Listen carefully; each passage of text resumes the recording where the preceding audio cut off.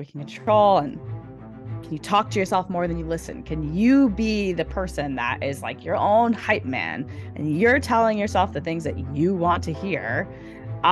Because that negative chatter, that monkey mind, whatever you want to call that, is going to come up. We know that. We have a negativity bias, and that's part of being human. So can you have something prepared that is true, like these affirmations that are true about you, that are personal, and they're not some generic off the shelf thing.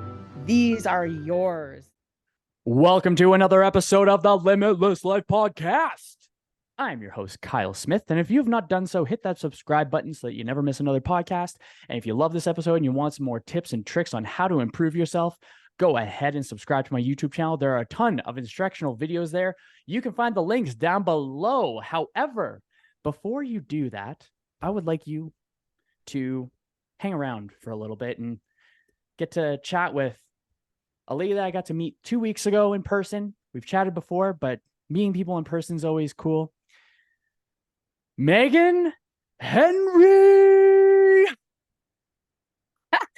I am going to need to take the recording of that and just play it anytime I enter a room.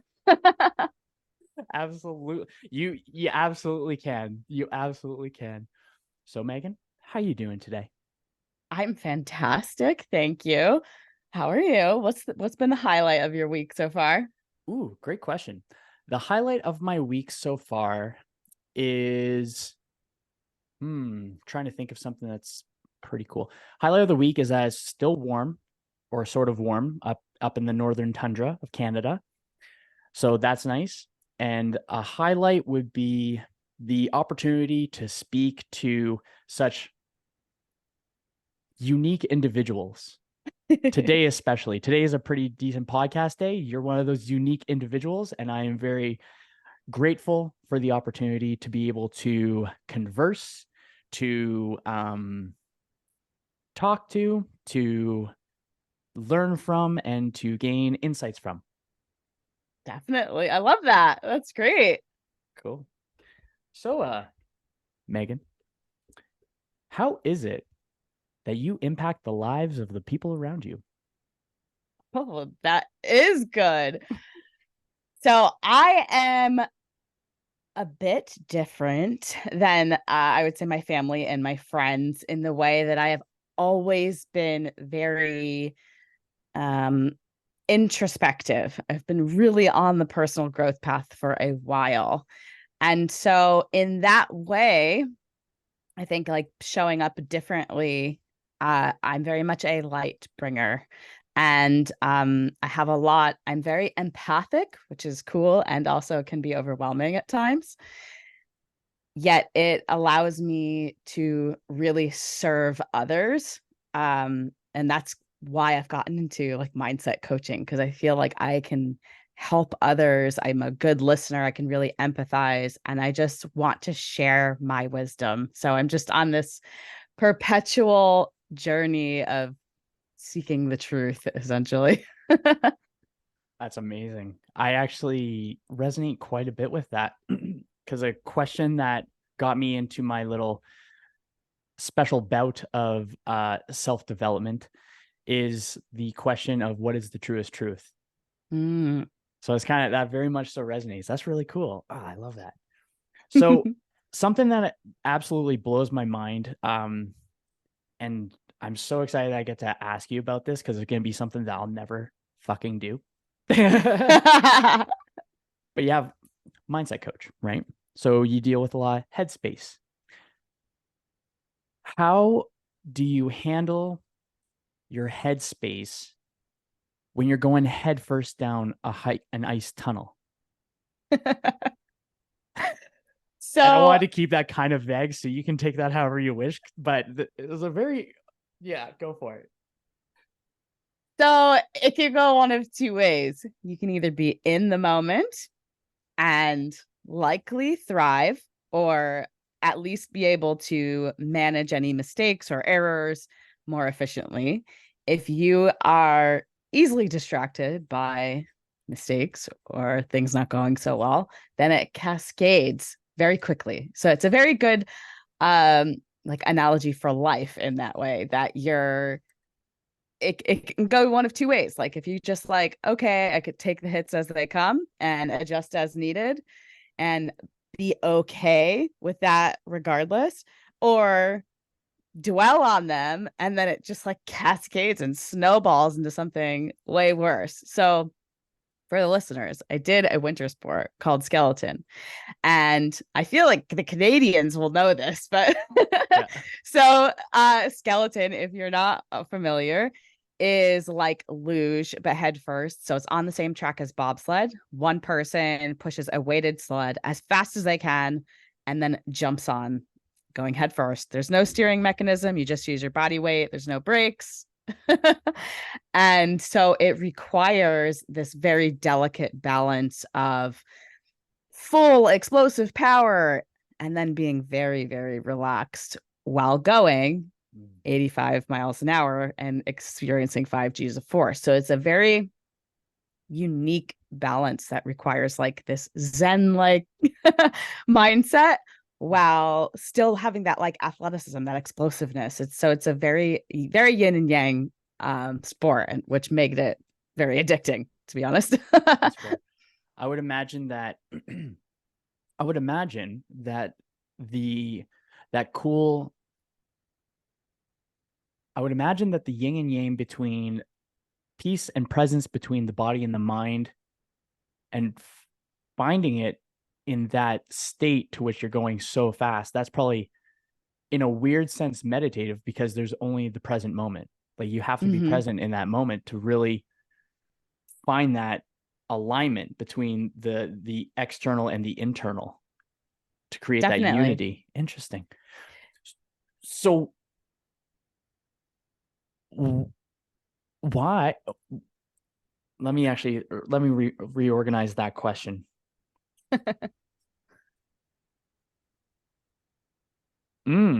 Have you been able, do you currently skeleton still? No, I'm Okay. retired. How long have you been retired for? A year. Have you found it have you found presence to be difficult to attain without the extreme stimuli? Um,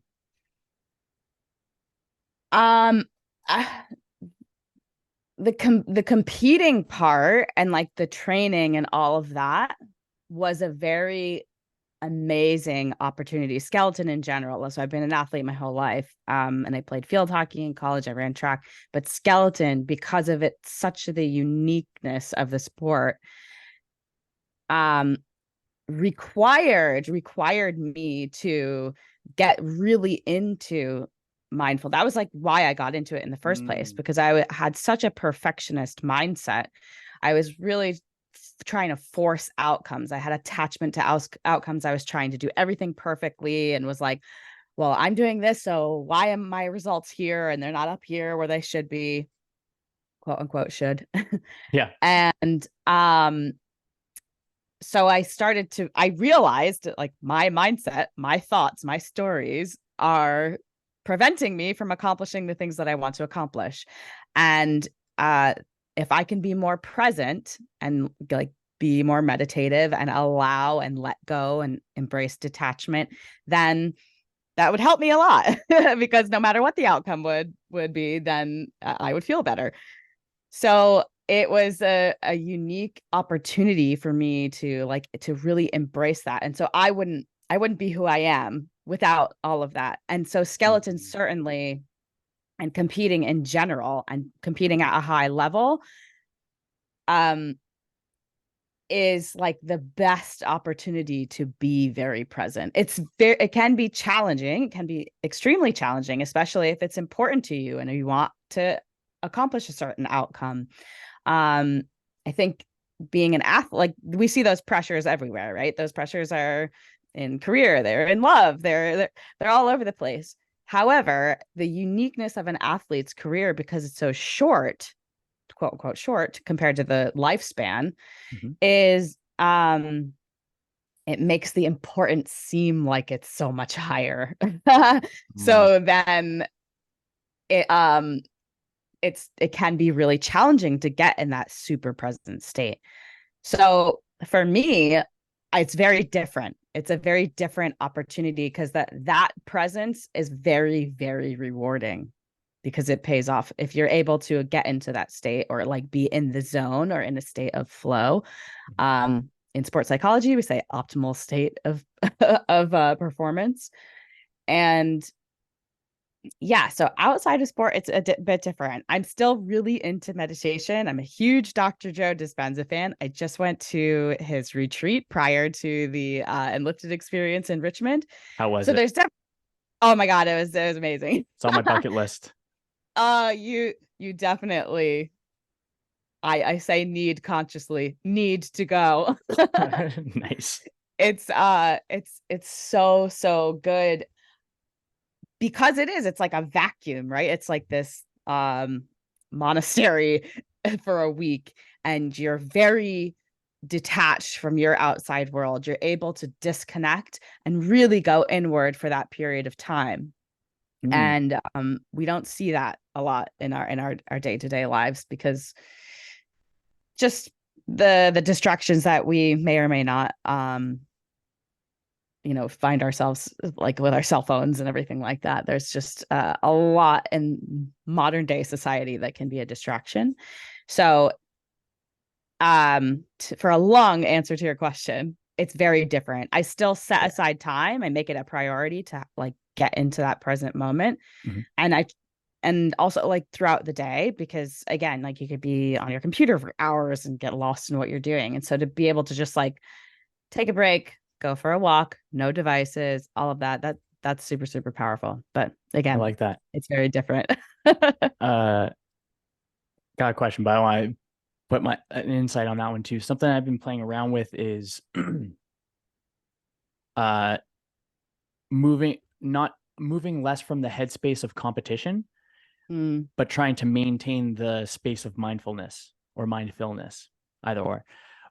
But so rather than just a sitting meditation, walking meditation, standing meditation, or laying meditation, I've been trying to experience life as a living meditation. I love that. So right now I am only here, and I'm like only here, only here, only here. Like I'm just like dialing it, doing my best, because I find like it'll be interesting because even I didn't look down at the clock and it's already been like basically 15 minutes, but it went by like blink. 2 seconds. And that's an indicator of presence. So I know that I'm on the Definitely. right track. And I think that that's been really helpful from taking it from the competition side and being able to, so rather than just being like, oh, I got to beat my own thing that is not that important to anyone else but me. But I found like to create energy neutrality, being present and treating life as that practice and presence, it has decreased mental resistance to flowing, I guess. Yeah. For sure. That makes so much sense. I love that living meditation. So to go back to Dr. Joe, so he's got walking meditations. His whole purpose of them is because for the most part, majority of people are like, okay, I'm in this meditation, I'm sitting, I'm laying down, whatever it is, and I feel really, really good. And then I get up and I forget who I am and I go back to being an angry, well, maybe not angry, but you go back and you forget Pissed like off. this state that you created. And so like his whole point of having the walking meditation is like, can you be that person with your eyes open? And like setting aside like those reminders, and even this, like you said, the presence. I mean, how good does it feel when someone is fully into the conversation? Studies have shown that if somebody even has their cell phone on the table, like if you're out to dinner or something at a restaurant, and they just have their cell phone on the table, it could be face down, they could not be even looking at it. It like decreases the like the trust level. Even if you know the person, it decreases the level of trust in the situation. I forget what the numbers are. I'll have to look it up and send it to you. But it was significant. It was significant enough that they were like, whoa, that it makes them feel like they're not a priority. just That's because legit. they have their phone there. And um Simon Sinek actually, I just saw this. He was standing on stage holding his phone and he's like, I'm holding it. I'm not even looking at it. I'm not even doing anything. Do you guys feel like you're the most important thing to me right now? And it's like, no, because are you fully present if you're like concerned about this device in your hand, you know? That's really cool. Oof, I like that. Might Yeah. clip that one. So with the very curious about this one. So a week long with Dr. Joe, and I would imagine a lot of meditation. What did you learn from that inward journey that you may not have been aware of before? Ooh. So at these retreats, so I've been to 6 now, which is crazy. They've been spread out a good chunks of time in between. So the last time I went was a year ago. But it's just a really good reminder of the the power that we have.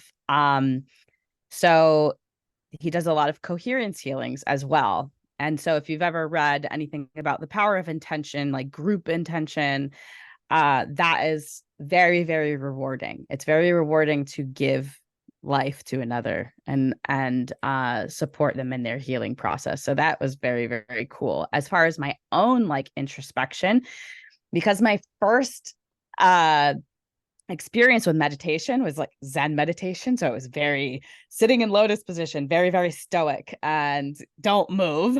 It's like very Freeze. different. Yeah, very different. And so for me, it was to like the aha epiphany moment I had was to relax and have fun with it rather than being like, am I doing this right? Dr. Joe has his own specific breath work that he does. And so I'm like, am I doing the breathing right? Am I doing this right? You're like, your mind goes all sorts of directions when you're meditating anyway. But just to be like, okay, I'm just going to relax and have fun with it. And I don't need, again, to step back from that perfectionism. It doesn't need to be perfect. There's no such thing as a bad meditation.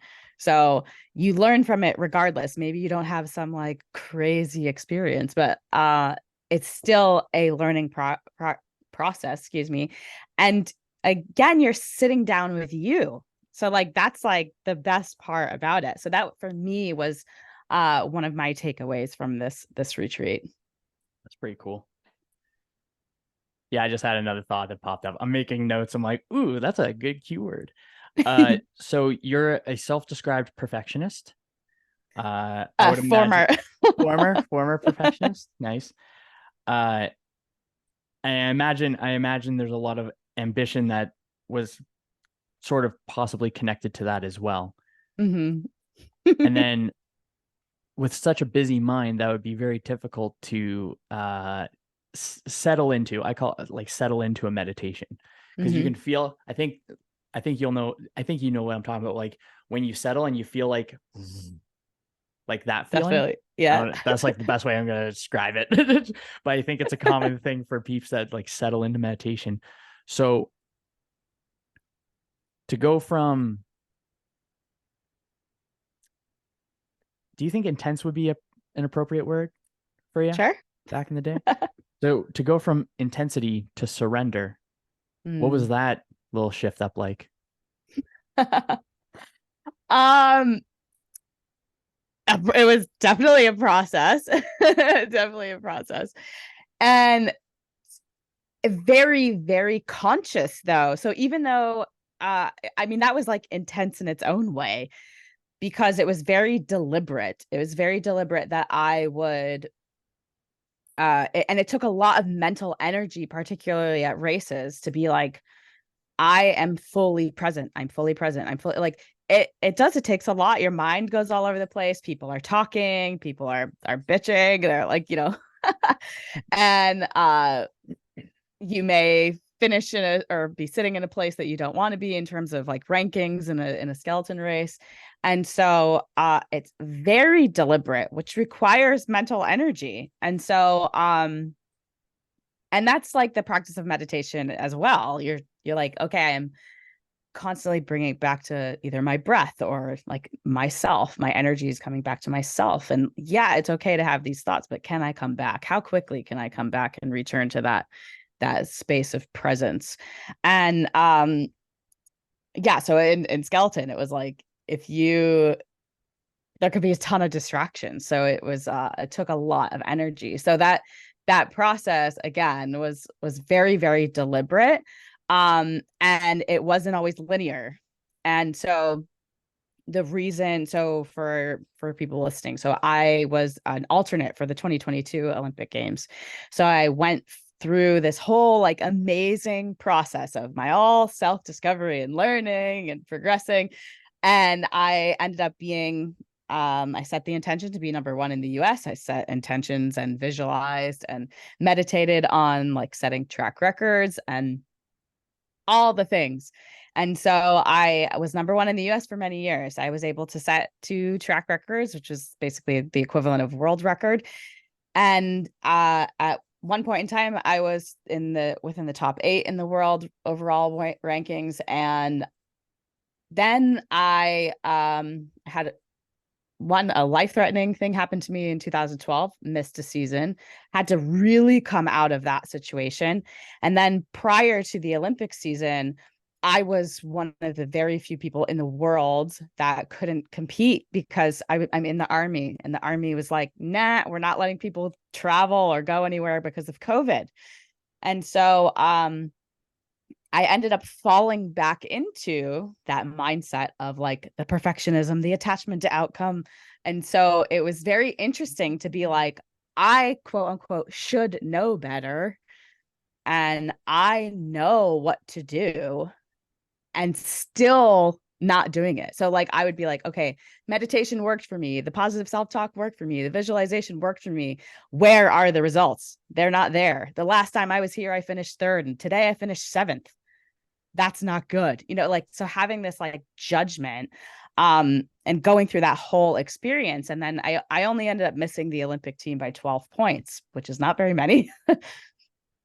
And it was very bittersweet at the time, obviously. Like I was heartbroken initially, but I learned so much from that. And it allows me to show up so much better as a coach to be like, oh, I totally know what this is like. And just to like step into the observer and be like, wow, how crazy is that you had like it essentially taught me that there's not a finish line. There's no finish point. Like that whole yes, I learned these lessons and everything and I implemented them, but there's always a next level. So being able to like continue to have that detachment and all of that. So, well, again, long answer, it was not linear, and just a lot of ups and downs to go from that like super intensity to being really present. And a quick aside, so I was able to take those lessons like from not making an Olympic team and from again reverting backwards, I guess, to quote unquote backwards to that trying mindset that comes like very fear-based, very lack-based. And then I ended up competing in an Olympic weightlifting competition. It was Masters Nationals. I ended up winning, so I have a national championship title for Masters weightlifting, which is very cool. And I happened to be like, when I went into it, I was like, I'm going to go 6 for 6. I'm going to make all my lifts. I'm going to PR. I'm going to do this. I'm going to do that. Yeah. And because of my experience with the whole Olympic season and not making the team, because I was essentially had goals for every single race, which is good, right? Goals are good. Outcomes are, those are good. They're good guideposts for us. But then I showed up the morning of the competition and I was like, you know what? I don't really care how I get it. I just want the national championship title. And had I not had the experience from skeleton, because if I did the same thing with skeleton, like, you know what, I don't care about this race result as long as I'm on the Olympic team. I don't care. And had that like detachment versus trying to control every single aspect. Yeah, that would I wouldn't have had that epiphany and that realization and learn that like we can have that target, that outcome goal, and we don't have to control every single bit, because that takes away what like the play from the universe, right? Like we don't have to control every step along the way. Totally. Uh, that's cool. There's a lot. That was There's a a couple lot. little Sorry. notes. There's I love your answers. Your answers are not long at all. You're all good. uh, something I think is kind of interesting. So, how do I want to word that one? So with less detachment, because detachment is a judgment in my Mm-hmm. mind. And if we are being judgmental, then there is no room for compassion. Yes. So do you think that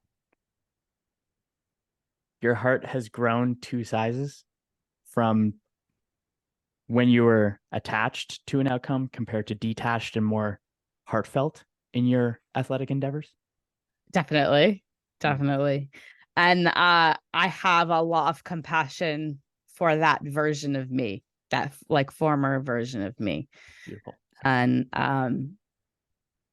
yeah. And again, I think that contributes to me being able to show up and empathize and have compassion for others too when I'm coaching them, just to be able to be like, oh, I know what this feels like. Totally. That actually, okay, I'm glad that you said that, because I had another part that I wanted to go around, but it just happened now. So from one identity to another, how is it that you bring your heart to that attached version of Megan? Aw. um I mean, I just love her because that's it's made me who I am. And so um and I don't want to say like forgive, because I don't know, I guess it's forgiveness in a way. I was very judgmental at the time, like when I didn't make an Olympic team, right? Like that, I was like, what? Like you heard me say, like I wasted all this time and this money, and you know, and it's like, no, you're okay, you know, you're okay. And I think just even looking at her as like an inner child as well, and being like, you know what, you're doing all right. You're good. I love that. And so that's really how I show up. I am so grateful. I really truly, like, I believe everything happens for a reason. And so I'm just very grateful to her. I'm very grateful for her drive, for her ambition, her commitment, her dedication. Like there's so many things I could list off that I'm so grateful that she did. And wouldn't be having this conversation with you. Like, you know, there's just so many things, like the, you know, the butterfly effect. uh, yeah. So she's amazing. That's cool. I was very intrigued because I've heard, because I have a couple clients that are going through retirement, like work of Mm, retirement, and I've noticed it in the sports environment as well, where there's the saying where an athlete an athlete dies twice in their lifetime, mm, once when they retire and once when they actually retire, or the same thing with work. So I've heard of many stories where uh it comes up to that time, they're like 60 years old, retirement time, and they are so attached to that particular identity that they end up finding their existence not as fulfilling because there's no purpose, there's no passion, there's no uh, exchange of value, like there's no contribution. So peeps mm, kick the bucket a little bit earlier than on paper they'd be able to live till 90, 100. But because that component is wow. um, removed, that is such a part that they are so dependent on, that they just fizzle away. So I was very curious about from identity to identity. So that was really cool. That was a really good, love it. It was beautiful. I felt it in my heart. Oh, thank you. It is, I mean, athletes for sure struggle with that. I remember a prior Olympics, a couple of my teammates didn't make the Olympic team, and they had, I mean, a crisis. Like it was a crisis, identity crisis. Like I did not make it, and like it's hard, right? Like it's not like I'm not saying it's a walk in the park, but it's good to experience these like emotions, the highs and lows. That's what makes the human experience. However, knowing that like you have value outside of this one thing is so important for an athlete. And it's tough because, again, that short athlete window, the like life balance isn't there. Everything, I mean, I competed for almost 12 years, and every decision I made, everything from what I ate and where I went, I missed so many holidays and birthday, and wouldn't do other sports just for fun because I didn't want to get injured. Like every decision you make revolves around the sport that you're doing. So it's like, yeah, it's easy to see how someone's identity can get totally wrapped up in there. And it's definitely an adjustment when they come out of it. But I think having like a purpose that is the overarching umbrella. So for me, when I was competing, like, okay, yeah, I wanted to make an Olympic team, but I wanted to inspire other female athletes. I wanted to inspire other people who were quote unquote underdogs, and that they could pursue something at a high level and achieve excellence, and, just that they can do it. Like that was my purpose, was that I wanted to inspire others. And so I was lucky that I felt that I could transition and do that in another capacity, like with what I'm doing now in sports psychology and mindset coaching. So yeah, I think having that purpose, because a lot of people don't know, they don't have clarity on their purpose, their vision, their goals. They don't know it. So, if you ask people like, hey, what are 3 goals you have? And you pulled somebody off the side of the street, they'd be like, oh, I have no idea. Just trying to make it through the day. Right. What are goals? Yeah. What are those? Do they even exist? Yeah. Oh, I totally agree. That's super cool. That's interesting. I want to ask another skeleton question, because Go for it. I'm really good chance that I'm never going to do it. So I want to try to live through your experience. So how close, and I think you said this in your talk 2 weeks ago, but and I could be wrong, but how close is the helmet to the ice? Like, do you scrape it every once in a while? Yes. Okay. So it's very close. I mean, it's inches or less. So because of the 5 G's of force in corners, a lot of people end up dragging their chin drag. So you'll see like scrapes on people's helmets, because it's tough to hold your head up under 5 G's of force. Interesting. Okay, I'm feeling. Okay.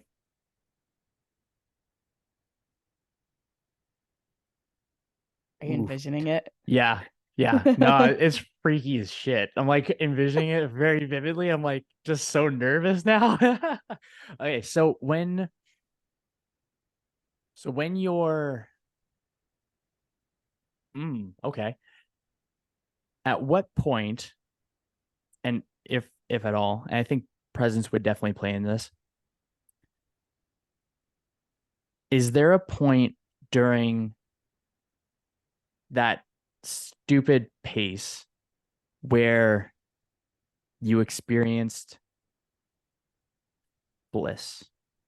Yes, often. That is what made skeleton very addicting. Okay.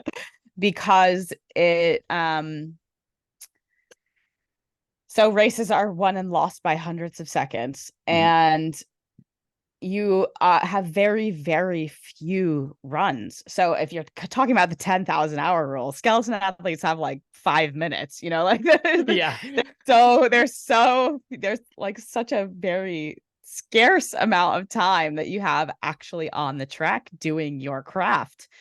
So in a track that's over a mile long and 15 to 20 corners, you go under a minute in most places, to experience something or execute something flawlessly is very, very freeing. It's very rewarding. And so you're like chasing that high. Mhm. And then at the same time, because it requires that like relaxed chaos, it's very, very freeing.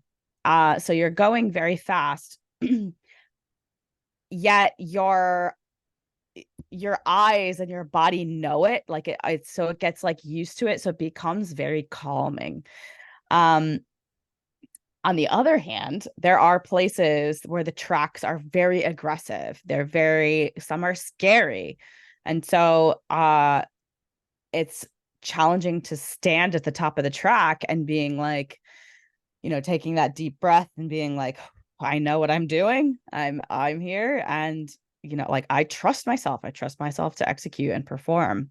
And even still, even when there's places where you could like crash or things aren't flawless, there are still moments on every track that are very, very blissful and very freeing. And if you're able to like tap into that presence, it's yeah, it's very much like a high, like almost like a runner's high or something. Mhm.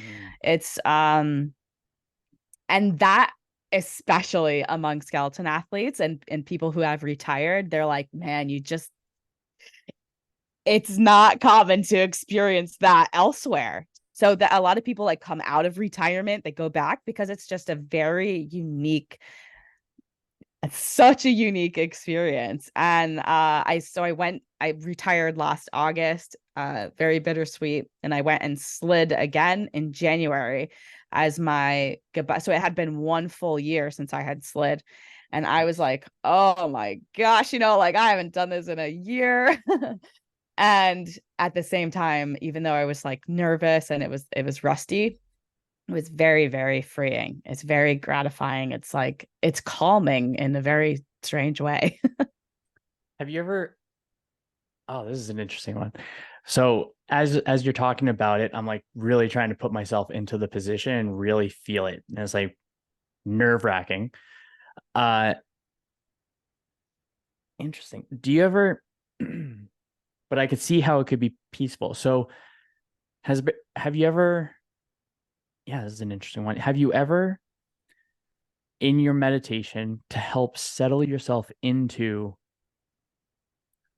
meditation, do you visualize or pull the chaotic, intense uh vibes into that moment? So although on the outside you're sitting and chilling, on the inside you're going down and almost dying.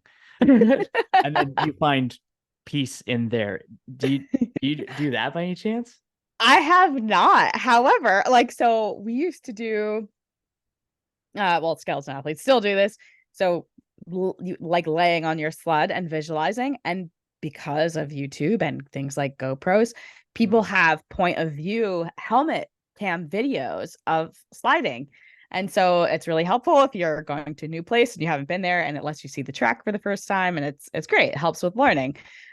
That used to be very freeing and feel really, really good to do that. And I have not done that since. So it just reminded me of that because I haven't gone into like this chaotic state in meditation. Not deliberately anyway, not like that. Yeah, that's interesting. Because yeah, it's like trying to set up the environment for the most dialed in. And if that Yeah. degree is your most dialed in, then it's like, oh, you know what? I just gotta like go do this talk real quick, but I'm just gonna go watch this YouTube video of a first person point of view of freaking skeleton trajectory. That'll really calm me down. Like that's what I'm thinking. So ridiculous. That's amazing. Oh, that's beautiful. Let's what's another let's I don't think I have any more skeleton specific questions yet. Uh what is yeah, why not? What is hmm what is oh yeah, what is your intention with the clients you bring on when it comes to their headspace? Like, I'll go with that. We'll go with that. A lot of the athletes so far come because they want to increase their confidence. That's huge. And so I obviously want to help them accomplish that. I want them to feel like they have confidence. And so I start with like, okay, what can we control? What are the things that we can control?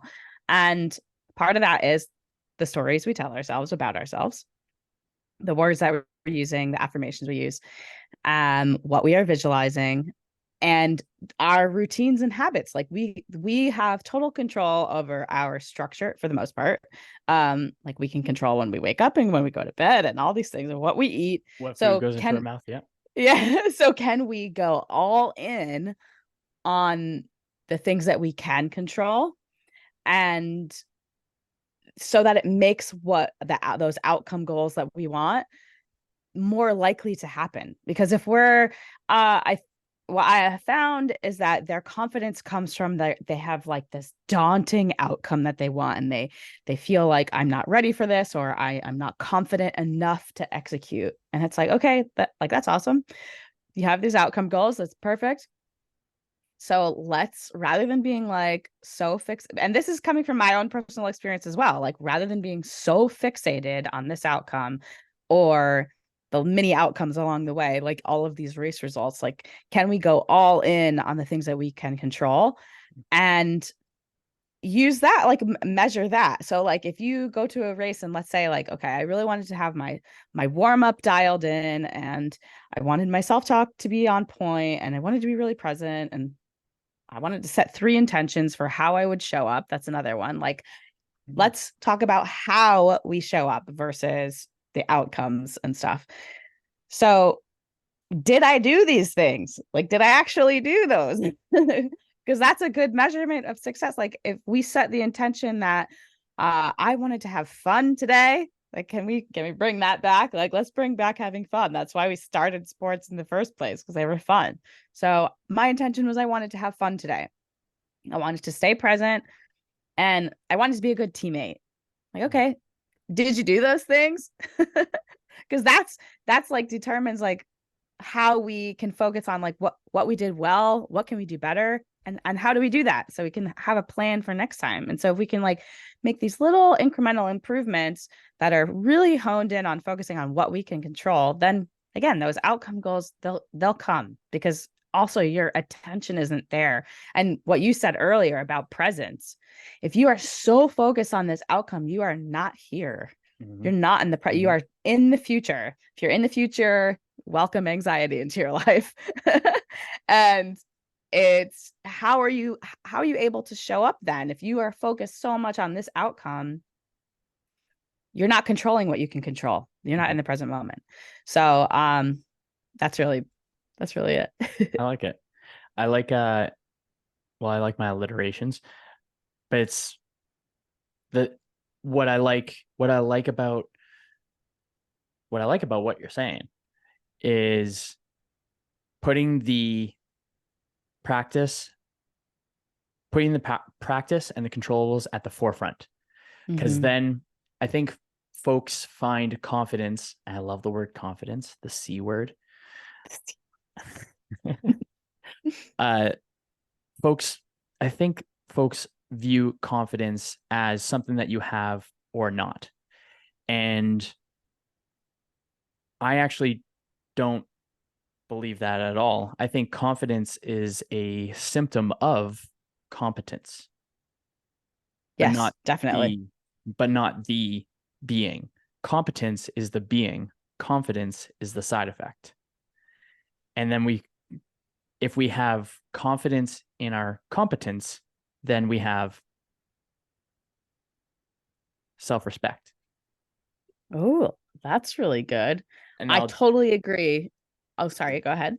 And then competence. And that'll also harbor trust in ourselves. And then that trust projects outwards. And then other people tell us we're confident.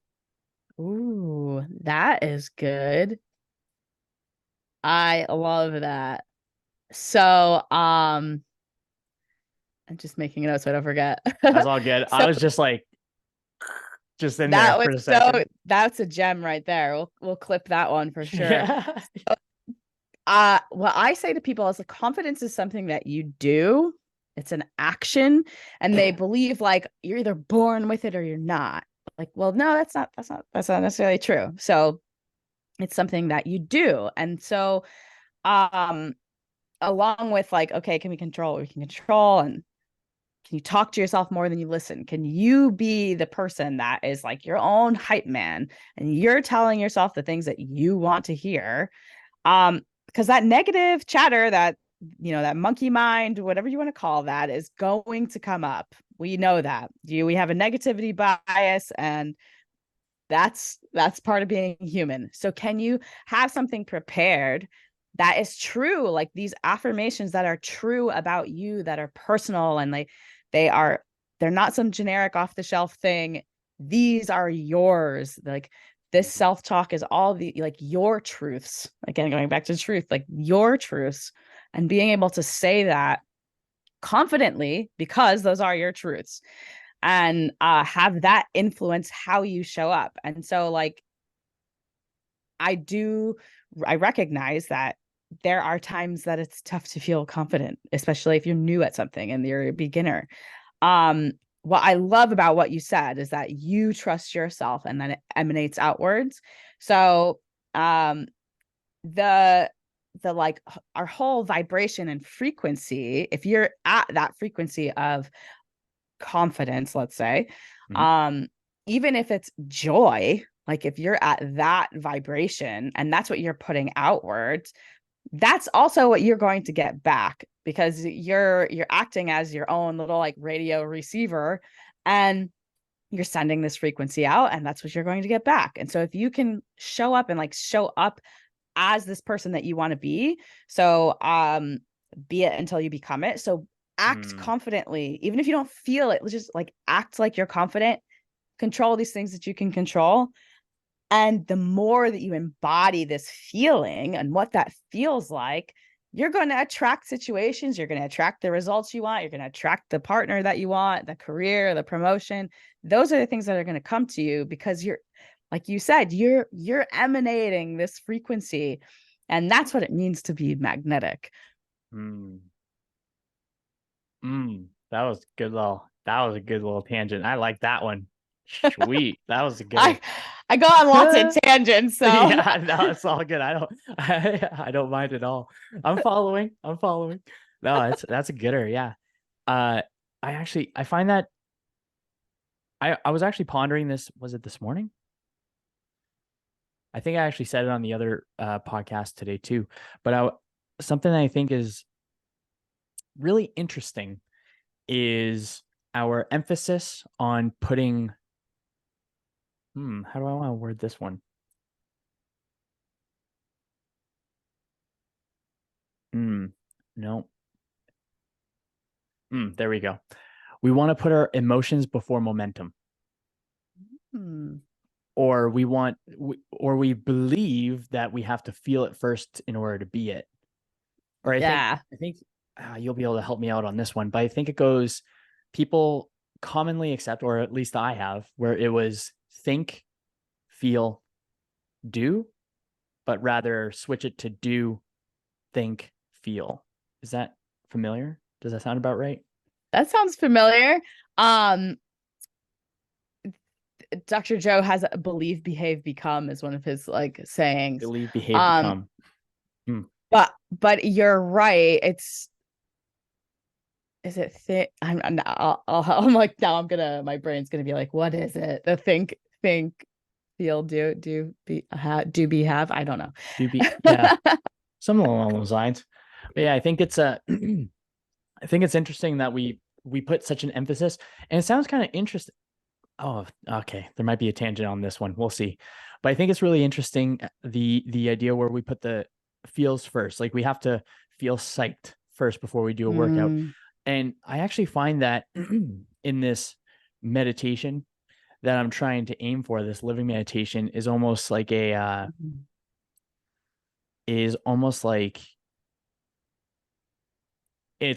in a state where there's so much energy neutrality Mm. that I am neither happy nor sad. Ooh. So it's like just Isness. isness. Yeah. Participating in isness. I'm gonna write that down. I like that. If you came up with it on the fly, that's freaking amazing. I Love love it. it. Yeah. Isness. The goal is isness. What the fuck is isness? Yeah. Um, so you said like we're used to and that's like the old model of Mhm. reality, is that you have to experience the feelings first and then it will happen. The quantum model of reality is the opposite. It's that you generate those things. Can you see it, taste it, touch it, feel it, embody it first, and then it will be in your reality. That's like the quantum model of reality. The old model, I guess, would be like Newtonian. Newtonian model of reality is that like there's cause and effect. And certainly we are at cause in our own lives. And I think like, yeah, really being, can you be it first? Can you be this version of you?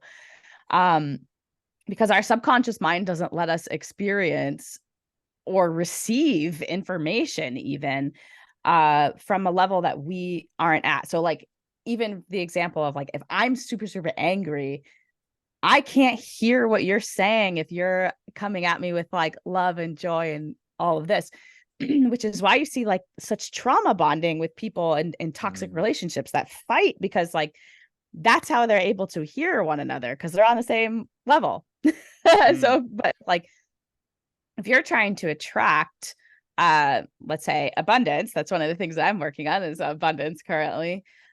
Yet your radio receiver is tuned into lack, even though you might be saying, I want abundance, I have abundance, I am abundance, but you are feeling lack, that you're, it's like being on 95.7 and trying to listen to 101.3, right? Mm. Like they're not on the same frequency. They don't vibe. Totally. I completely agree. And getting tight on time, so I'm gonna slowly close us out on this one.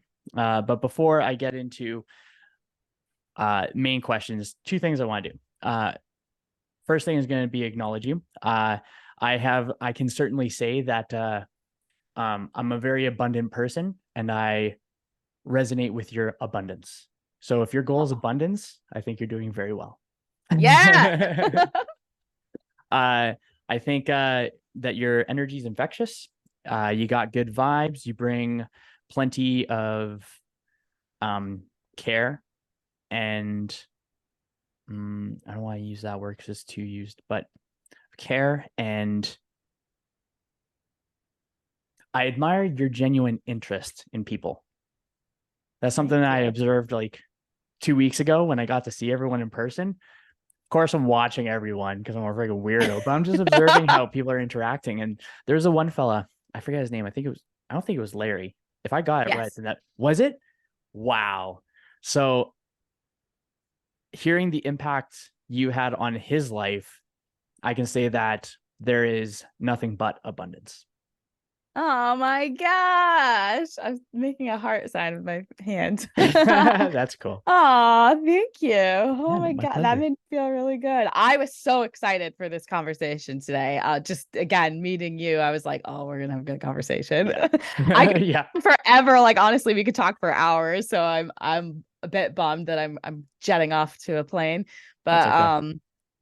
we'll have to continue the conversation for sure. Absolutely. Before I go into my two final questions, one question I got is there anything that has to be said that hasn't been said yet? Oh, this is good. Man, these are good questions. It's like you have a podcast or something. um, One, just to reiterate, having a clear purpose is super, super powerful. Write your goals down and you, um, if you feel like you are lacking it, it's because you are blocking it. And you can make that switch very, very quickly. So, yeah, just like you have everything that you need inside of you for whatever your goals and aspirations are, you have it. We're given desires for a reason. And if you weren't meant to accomplish that thing, like even me, like with the Olympics, like that was my goal, but my dream was really to be like competing at a high level. And I was able to do that. Like that's really what it was. Like the underlying dream was the competition at a high level and to be able to demonstrate my athletic gifts. So those desires that you have everything you need inside of you to accomplish them. Beautiful.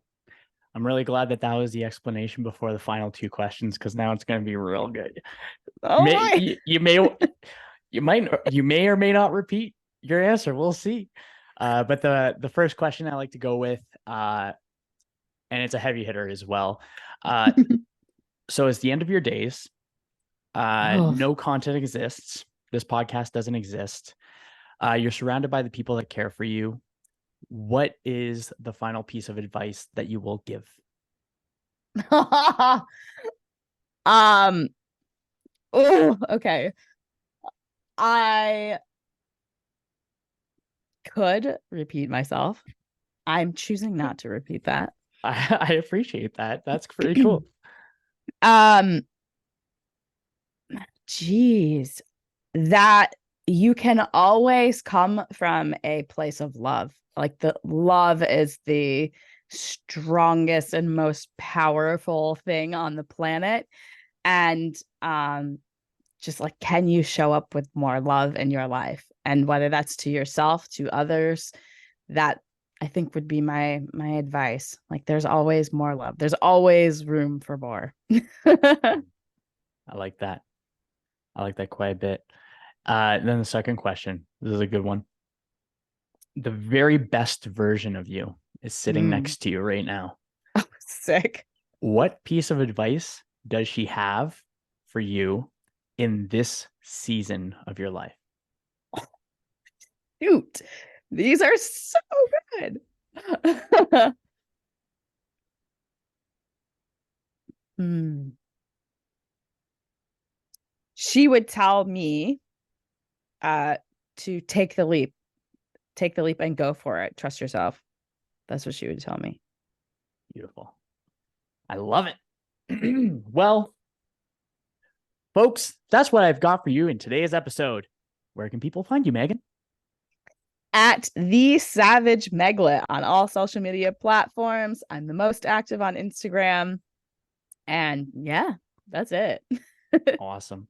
Well, folks, if you loved today's episode, please do me a favor right now and take a screenshot, share it on your Instagram stories, and tag me with my handle at DapperDudeKyle, along with at the Savage Meglet, Meglet, just in case. That is one of the ways that we grow. And until next time, keep up the kindness, and I hope your day treats you as good as you look. Ooh.